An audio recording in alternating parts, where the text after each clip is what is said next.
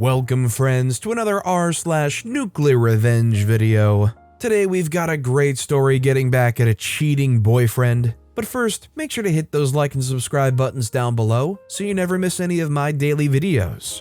That said, our first story of the day is I got revenge on my cheating boyfriend. This actually happened last year, but it still makes me wonder what I was actually thinking and also laugh out loud because the way things turned out was just too wild to be true. But it did happen, and I'm so happy I got to get my revenge on the cheating, lying scum.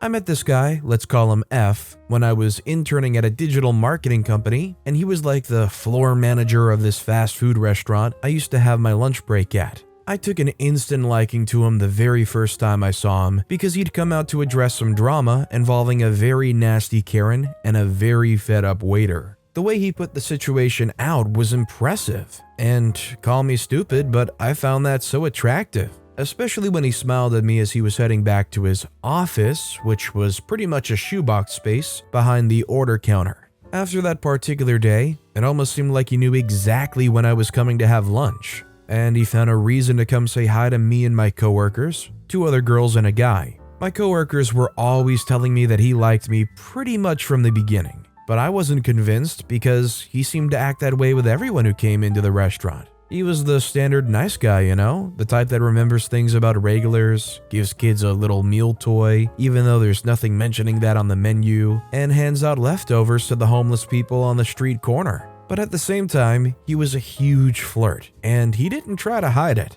I guess his niceness canceled that out, and everyone just chalked his flirty character up to him being overly nice. So I didn't think too much of it when he started flirting with me. It started with the wrong order, or at least I thought it was when my order for tacos became a plate of pasta. But it wasn't until I stepped up to the counter to complain that I realized F was the one waiting to attend to me, and he had apparently switched my order so I could approach the counter. We had a quick laugh, he gave me my actual plate, and he asked for my name. I got back to my table where my lunch buddies were oohing and awing, and I didn't give much thought to the whole thing. Then it became like a routine thing. We'd come in for lunch, he'd call my name from across the room and stop by to say hi. He eventually learned the names of all of my lunch buddies and rearranged his schedule to take his lunch break with us. But I still didn't think it was anything special. Call me dumb, but I honestly think that was my angel trying to help me avoid a messy situation. But I didn't realize it until much later. After a month of hanging out during lunch, I was celebrating graduating from college and getting promoted to a junior level at work.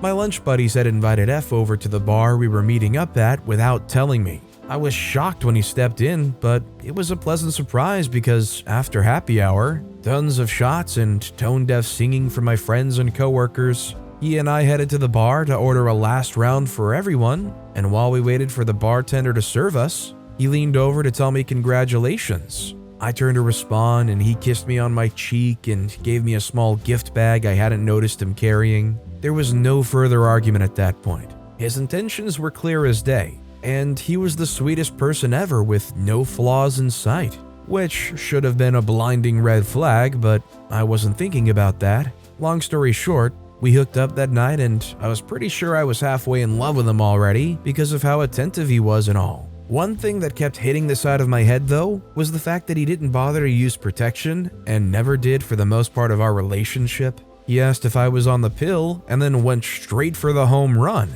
but in the moment, I was interpreting this whole thing as him making sure I was fine first. A few weeks later, we were officially in a relationship, and his flirting in the restaurant, at least during the hour I was coming in, came to a very obvious end. And because, of course, my boyfriend is the floor manager, I was definitely getting special treatment. My lunch buddies and I never had to stress about finding a table during lunch hours, and on days that work was particularly stressful, he'd step out with me and sometimes we'd walk, sometimes we'd end up in his car. Listen, you couldn't rain on my parade in the least because I was doing well at work, had my own place with one of my closest friends, and a boyfriend who made women do a double look when he walked by. You can't blame me for not noticing that he was also paying attention and reciprocating their glances. I was on cloud 9, and I was definitely in love with him 2 months into the relationship. And like the universe was trying to help me again,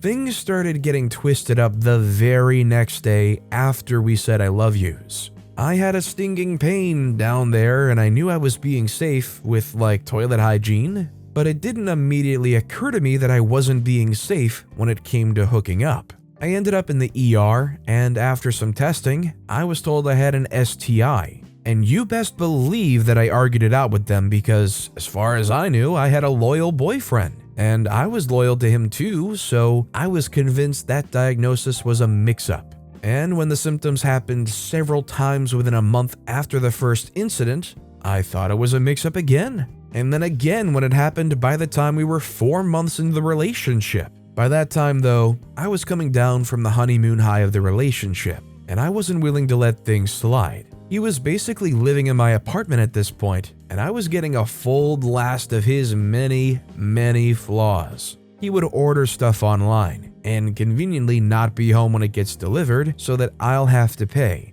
And then whenever I asked him to pay it back, he'd tell me he's cash-strapped or his ATM would be missing. I couldn't stand it, but it wasn't enough ground for a huge fight yet. One day, he called me while I was at work and he was having his day off at home. I was super excited because I thought he was calling to plan a night out or something, but he was sounding excited on the phone because his close cousin was around and he wanted to introduce us. Now, his family lives several states away from the city we're both in, so I knew that the chances of meeting them would be very little, at least until we got to a certain milestone in our relationship. So excited was really an understatement when it comes to how I was feeling about getting to meet his cousin. When I got home that night, he told me she had wanted to leave like an hour earlier, but she was waiting to meet me. And when I saw her, the first thing that struck me was how beautiful she was. We exchanged greetings, she promised to visit later, and I thought nothing of the whole meeting because I was just excited that I was moving to a new stage of my relationship with F. For about 2 months after this, as our relationship hit the 6-month mark, his cousin would come around, usually when I'm not home, and leave within minutes or an hour of my return. F explained that it wasn't because she didn't like me, she just worked long hours at night and usually came out to hang with him on his days off because they couldn't find time otherwise, and they were each other's only family in the city. That was a truckload of lies and I ate it all up, and I found out in the most cliche way ever. One day I was at work and I started feeling really sick, so my team lead sent me home to get some rest. While waiting for my Uber on the sidewalk, a car splashed rainwater on me, and I think my resolve was already pretty weak from feeling ill and the strain that I was starting to feel in the relationship, so by the time I got in the Uber, I was crying. I noticed the driver trying to catch my eyes and check in on me, but I didn't even have the strength to even lift my head. When I got home, I texted F and went straight to bed, splashed clothes and all. Hours later, I woke up and noticed that he'd left my message on read and didn't respond or call. I soaked in a warm bath, got my clothes out of the laundry basket, and piled them in the washing machine. While I was watching them wash and ordering chicken noodle soup, I noticed a pile of F's clothes that seemed to permanently live near the washing machine. Being the doting girlfriend that I was, despite being sick, I decided to sort the clothes and figure out if they need washing or folding. As soon as I grabbed the first piece, I felt something in the shirt pocket and brought it out. It was a tiny Android phone. What was he doing with an Android when he just borrowed money from me to get an iPhone 12? Was the phone his? Or did he find it at work and decided to keep it in case the owner came looking?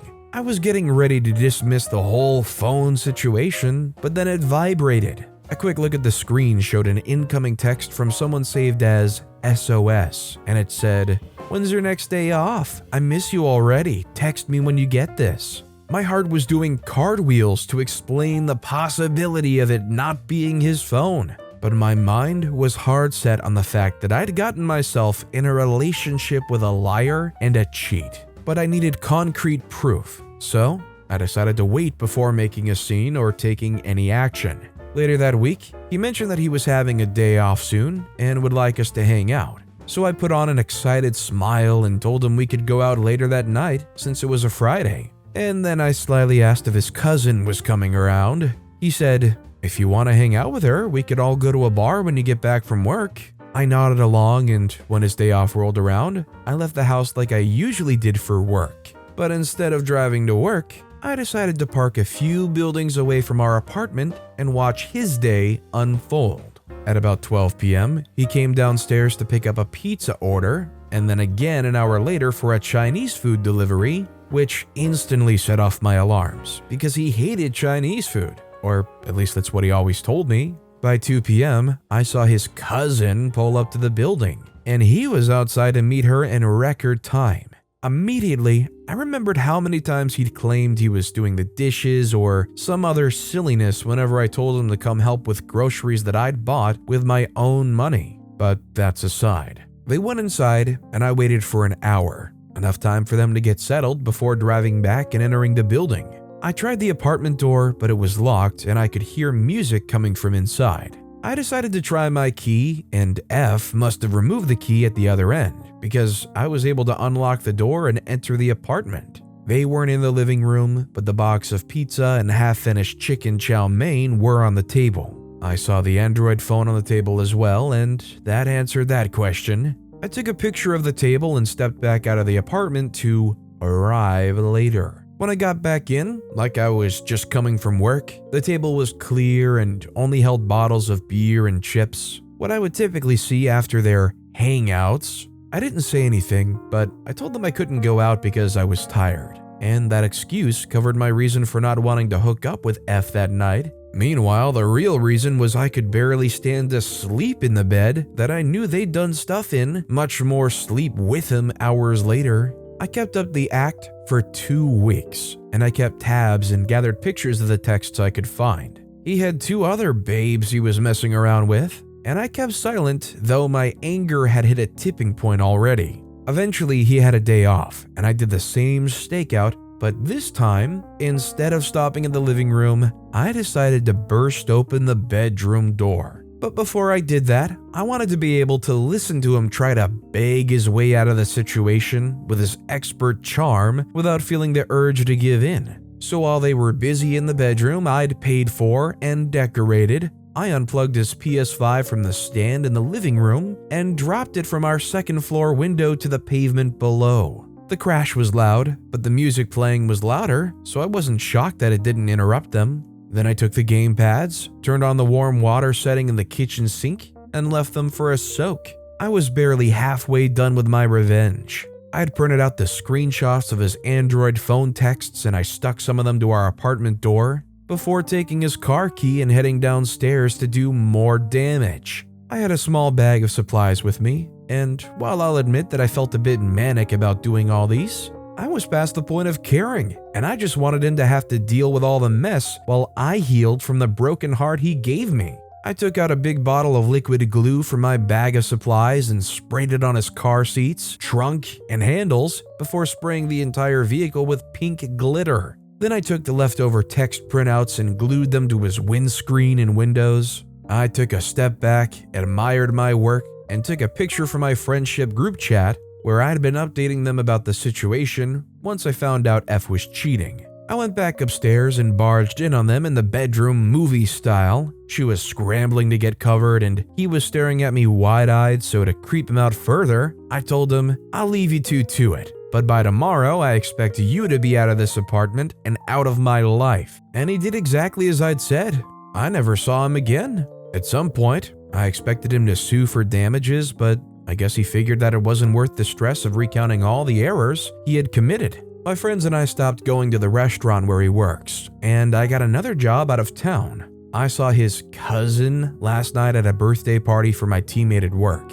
I could see the fear in her eyes when she recognized me, knowing I could ruin her relationship by spilling about her past to her new boyfriend, one of my coworkers. But I think I'll hold on to this leverage for now. Who knows when it might come in handy. Do you guys blame OP if they tried to tank a good situation that was going on for this girl who played the role of the cousin? Like, let's say OP catches wind somehow of this cousin getting a nice cushy job. Would you blame OP if they gave the employers the information they knew and tried to kind of sabotage them? Is that just unhealthy, going too far? Let me know what you guys think down in the comments. And our final story of the day is my team lead denied my promotion, so I told his wife. Whatever opinions you think you'll have about me from reading the title, just chuck them out the window. Not only do I know that I'm not a hero or a victim in this situation, I also know that I take responsibility for how the situation got as bad as it was, and that I could have handled the ending of things a lot better, but it is what it is. The whole thing is a mess, and I wrote it down for internet strangers to read months ago, but I just got the will to post it. The week after I started working at this organization, I started sleeping with my coworker. It was unplanned, and I didn't realize that my Friday night one-night stand was going to be attending a stand-up meeting with me on Monday. But our vibes were cool, and I indulged so much that night that I was still buzzing from the excitement when I resumed work on Monday. Apparently, he'd been away on sick leave the week before while I was onboarding, and because he was feeling better on that Friday morning, he had taken his friends up on their club offer, and the rest was history. But we chose to revisit it multiple times. After the awkward, do you remember exchange, we laughed it off. Exchanged numbers, and the next weekend, we decided to hang out in a very loaded context. We slept together again and continued to do so for 3 months. He got a promotion, became my team leader, and I told him I felt the dynamics of our situation had changed. But he didn't want to let it go. So we decided to work around it, and he assigned an assistant team leader so that I wouldn't be reporting directly to him. And that was good enough for me, so we continued to sleep together for another 7 months. Then he got a girlfriend. I'm not going to be a hypocrite and say that I didn't date other people while he and I were messing around, but I can boldly say that I didn't truly consider any of them for relationship prospects. As a software engineer and technical writer, work is my first and most vital priority, and he was fulfilling my other needs. I didn't have a lot lacking in between, so I never understood why or how he entered a relationship, and I never got a valid explanation, despite the fact that he married her a year after they started dating. After all, it didn't change things between us, at least that's what he said, or maybe it's what I wanted him to do. Whoever was the driving factor aside, we mutually agreed to continue sleeping together, and I'm not going to lie, I loved it. I was super confident and reassured of his plans concerning me, earth-shatteringly good hooking up, and nothing more. But then he switched up the trend of things between us, and that's when I think I began to lose touch of the limits and boundaries that apply to the downright horrible thing we were doing. Months after he started dating his wife, and longer before he decided to propose to her, he told me he needed to talk to me after we had spent the night together. I thought he was finally deciding to do what was right for his relationship with his partner, but I was way off. He wanted us to spend a day together without it ending in a twirl in the sheets. In full disclosure, I can readily admit that I felt my heartstrings pull when he suggested this. It's hard to date when you're in love with your work, and it seemed like someone who understood me in a professional and personal way was taking an emotional interest in me. Did I forget that he was with a partner and I was basically helping him cheat? No, not in the least. But I was too detached from my emotional core to even consider an alternative to what was going on between us. In my mind, what we were doing wasn't having a direct effect on his girlfriend because he had a very different relationship with her than he did with me. I understand that this sounds unbelievably stupid, but I was too caught up in the feelings and emotions I was experiencing. So I was consciously ignoring the obvious. I took him up on his invitation, and we went on what can only be referred to as a date. We had a picnic, he packed and brought everything, and then saw a movie, spent an hour on Ferris rides, and he cooked me dinner. When I was leaving for the night, he mentioned that his girlfriend was getting back from an out-of-state event the following weekend, so I was welcome to spend the night during the week. I didn't take him on that offer because it felt too much like being a placeholder, but I saw him every night that week at my own place. To cut the messy tale short, we were a good thing for only both of us and toxic to those around us, but one thing that never got affected directly or indirectly was our work. He kept things civil, and I respected his authority as his assistant acted as the perfect buffer to help us avoid any tempting situations or incidents that can be taken out of context. But then that all started to change after he proposed to his girlfriend. According to him, he only proposed to her to put himself in a prime position for a salary review. A plus for his performance review if HR understands that he's a breadwinner and that nothing between us had to change. I was emotionally dense enough to be okay with this, and we continued like that for a while. But once again, he started to act funny. He would call for long hours and rant about how she was a bad partner for not understanding him like I did, and how he wished he'd seen the potential for a long-term relationship back when we met at the club and had the one-night stand that turned into a one-year stand. These calls were persistent, and the content was consistent, but I was beginning to realize that he was using me as a crutch. And sadly, at the time, I didn't mind. I could answer a few calls, listen without attachment, and still enjoy his company and our physical attraction. But like most things with this person, it soon hit a startling turn. Our company was splitting the department into two and needed two team leads to handle both aspects of specialization, a fact that everyone but this person was eager about. What this split meant was that someone would lobby for the position of the second team lead and have to work with him. I wasn't too eager about working so closely with him, considering our past and then ongoing history, but I was more excited about the prospects for my career, so I knew I was going to do my all to get it. And I thought that this person who'd seen me inside, outside, and sideways on weekends would be able to vouch for me because his recommendation could seal the deal. So I told him about my plans, foolishly, and gushed to him about how I needed his push to get me over the fence. And he was the exact picture of encouragement. So much so that I was beginning to consider the possibility of him finding the courage to end things with her and explore a possibility with me. But things went so far left from that. First were the random queries from the boss's office at HQ. They were asking about my interactions and relationships with male coworkers, especially people like my team lead. I was so confused, but I answered them honestly, and that only led to even more questions that seemed vague on the outside, but scary leading with further inspection. It was obvious that they were conducting an investigation on me, but the reason was unknown, only for a while. I was still fielding the unending barrage of questions and trying to figure out the chain of events leading to the obvious investigation when one question threw me completely off and landed me right in the pool of truth. Have you ever or currently harbor thoughts of exploring a sexual relationship with this person? And I knew my journey to getting a promotion I was more than deserving of was over before it truly began. That question was a direct probe into my professional capacity on the grounds of potential harassment. If I answered yes, I'd be implicating myself.